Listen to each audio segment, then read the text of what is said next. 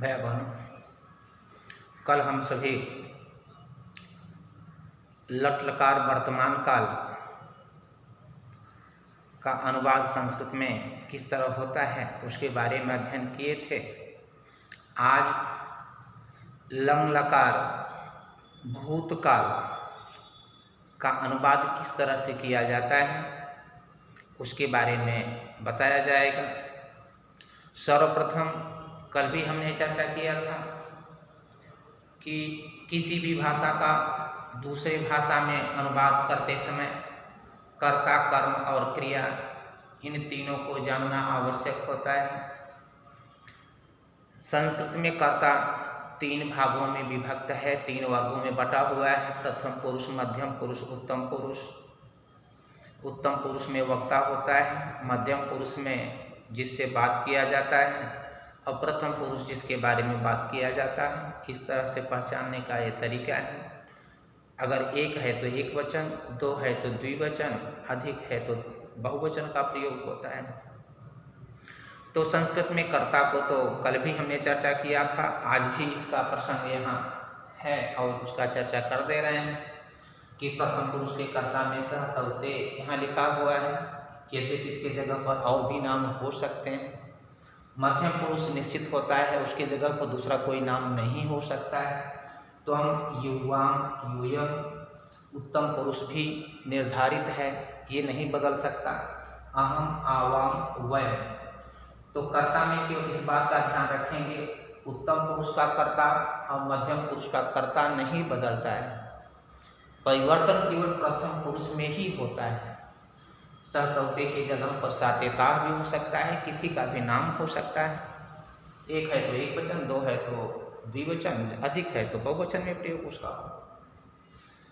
यहाँ पर पठ धातु का जो लंग लकार है, पठ धातु का लंग लकार, उसका रूप हमने लिखा है। पठ धातु लंग लकार।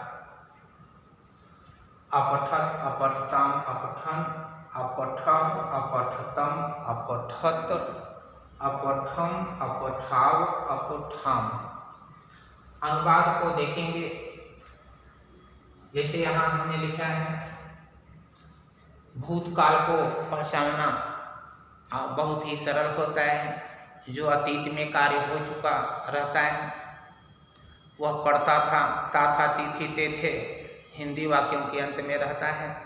या, ये, ई या आ, ए, ई अंतिम में अगर आ रहा है तो वह लंग लकार भूतकाल होता है। यहाँ पर अनुवाद देखेंगे, वह पुस्तक पढ़ता था, वह का संस्कृत स होता है।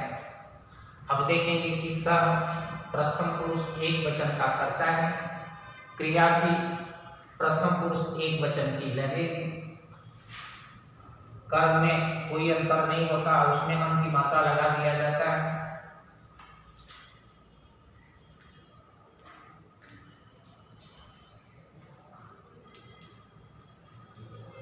सह पुस्तकम अपठत, वे दोनों पुस्तक पढ़ते थे।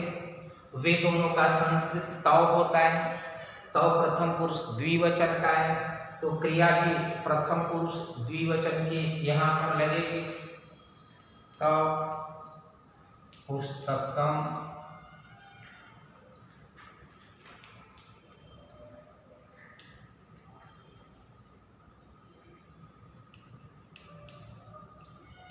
तव पुस्तकम अपठताम, वे सब पुस्तक पढ़ते थे। वे सब का संस्कृत ते होता है। ते पुस्तकम, अभी हमको मालूम है कि प्रथम पुरुष बहुवचन में ते है, तो क्रिया भी प्रथम पुरुष बहुवचन की यहाँ पर लगेगी।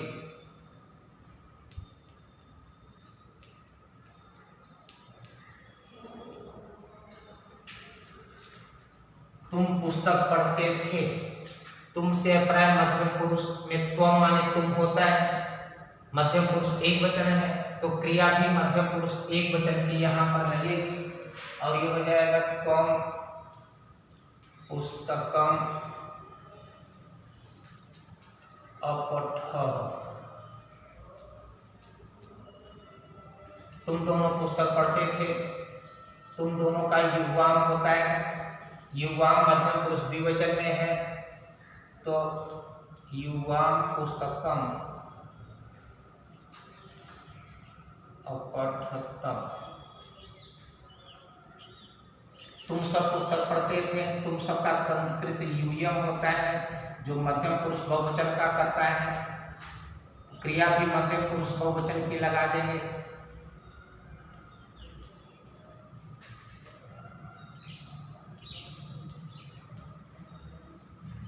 अगला है मैं पुस्तक पढ़ता हूँ, मैं का संस्कृत अहम होता है, अहम उत्तम पुरुष एक वचन का करता है,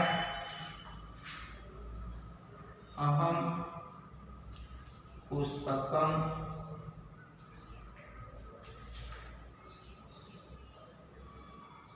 अपठम। हम दोनों पुस्तक पढ़ते थे, हम दोनों का आवाम संस्कृत होता है, आवाम पुस्तकम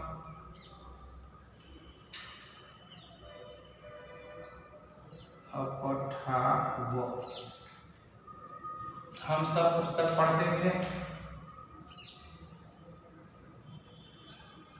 वयम पुस्तकम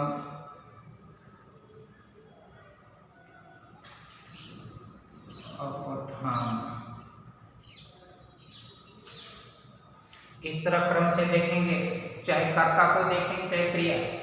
कर्ता को यहाँ पर पहले देख लीजिए, सह तौते त्वम युवाम यूयम अहम आवाम वयम। इसी क्रम से क्रिया का भी प्रयोग देख लेंगे। इस क्रिया का अपठत अपठताम अपठन अपठः अपठतम अपठत अपठम अपठाव अपठाम। कर्ता जिस तरह से बदला है क्रिया उसी तरह से बदली है। कर्ता के पुरुष और वचन के अनुसार ही क्रिया का प्रयोग होता है। कर्ता अगर प्रथम पुरुष का है तो क्रिया भी प्रथम पुरुष की होगी। कर्ता अगर मध्यम पुरुष द्विवचन का है तो क्रिया भी मध्यम पुरुष द्विवचन की होगी। कर्ता अगर उत्तम पुरुष बहुवचन का है तो क्रिया भी उत्तम पुरुष बहुवचन की होगी। इस बात का ध्यान रखते हैं तो संस्कृत में अनुवाद कभी गलत नहीं होगा। कर्ता का निर्धारण सबसे पहले कर लेना, कर्ता के आधार पर ही क्रिया का प्रयोग किया जाता है। कर्म में द्वितीया विभक्ति रहती है, जो भी है अंक की मात्रा उसमें लगा दिया जाता है। पुस्तक है पुस्तकम, गृह है गृहम, जो भी है उसका अंक की मात्रा लगा दिया जाता है। इस तरह से मुख्य कर्ता और क्रिया में सामंजस्य होना चाहिए। कर्ता जिस पुरुष वचन का है क्रिया उसी पुरुष और वचन की होगी।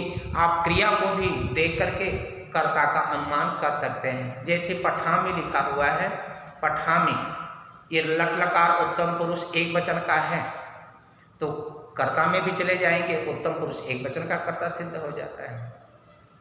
इसी तरह कभी भी कर्ता और क्रिया को पहचानना हो तो बड़े आराम से पहचान सकते हैं। कर्ता को देखकर क्रिया का आप निर्धारण कर लेंगे और क्रिया लिखी हुई है उसके आधार पर कर्ता क्या होना चाहिए उसे भी आराम से पहचान सकते हैं। इस तरह से केवल हमने पठ धातु का यहाँ पर उदाहरण दिया है। इसके अतिरिक्त 2000 लगभग धातुएं हैं, उनमें से किसी भी धातु का प्रयोग हो सकता है। लिखने के लिए लिख धातु, वही प्रयोग लिख धातु का लंग लकार यहाँ पर लगा देंगे, लिख देंगे, नियम वही रहेगा, इसी तरह प्रयोग करेंगे। घूमना है ब्रह्म धातु कर देंगे, जाने अर्थ के लिए गम धातु का प्रयोग कर देंगे। अगच्छत अगच्छताम अगच्छन अगच्छ अगच्छतम अगच्छत अगच्छम अगच्छाव अगच्छाम, जो भी धातु उसको लगा देंगे। पढ़ना लिखना घूमना टहलना हंसना, मान लो हंस धातु है तो अहसत अहस्तम अहसन अहसह अहस्तम अहसत अहसन अहसाव अहसाम। तो इस तरह का रूप इसका रहता है लंग लकार का। तो जितने भी 2000 धातुएं हैं, 2000 धातुओं में से किसी धातु को यहाँ पर लेकर के जो उसका लंग लकार भूतकाल है, भूतकाल का लिख लेंगे और उसके बाद क्रिया का प्रयोग कर देंगे, क्योंकि कर्ता हमारा तो निर्धारित रहेगा, कर्ता के अनुसार क्रिया होनी है, लगनी है। तो यह बात ध्यान में रखेंगे, कर्ता का निर्धारण, कर्ता के बाद फिर क्रिया उसी पुरुष और वचन की होगी जो कर्ता में है। इस तरह से चाहे जो धातु हो, धातु को यहाँ लिख करके अनुवाद किया जाएगा। अब कल हम लिट लकार भविष्य काल के बारे में कल बताएंगे। आज अपनी बात यहीं पर समाप्त कर देते हैं। लंग लकार भूतकाल से संबंधित जो था हमने उसे बता दिया। धन्यवाद।